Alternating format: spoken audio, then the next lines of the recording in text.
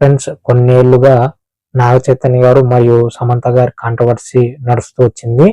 And వీరిద్దరూ విడిపోయాక కూడా controversy నడిచింది. అదేంటంటే కొంతమంది నాగ చైతన్య గారు మిస్టేక్ చేశారని, మరి కొంతమంది సమంత గారు మిస్టేక్ చేశారని చెప్పి సోషల్ మీడియాలో బాగా డిస్కస్ చేశారు. అండ్ సమంత గారు వేరే వారితో రిలేషన్ లో ఉందని చెప్పి రూమర్స్ రావడం జరిగింది. అవి రూమర్స్ కాదు, రియాలిటీ అని ఈ రోజు అర్థమైంది ఫ్రెండ్స్. ఈ రోజు కోయంబత్తూరులోని ఈషా యోగా సెంటర్ లో సమంత గారు రాజ్ నిడుమూర్ గారిని మ్యారేజ్ చేసుకున్నారు. ఇక్కడ సర్ప్రైజ్ ఏంటంటే ఫ్రెండ్స్, నేను రాజ్ నిడుమూర్ గారిది ముంబై అనుకున్నా, కానీ రాజ్ నిడుమూర్ గారిది మన తిరుపతి ఫ్రెండ్స్. సో ఏది ఏమైనప్పటికీ ఈ కాంట్రవర్సీస్ అన్నిటికీ ఇక శుభం కార్డు పడ్డట్టే.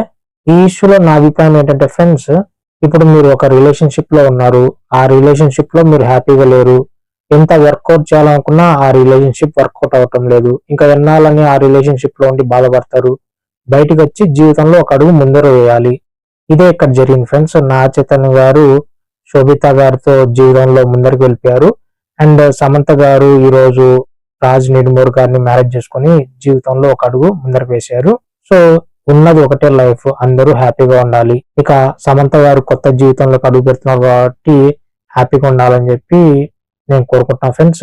సో ఇదే ఫ్రెండ్స్ ఈ ఇష్యూలో నా అభిప్రాయం.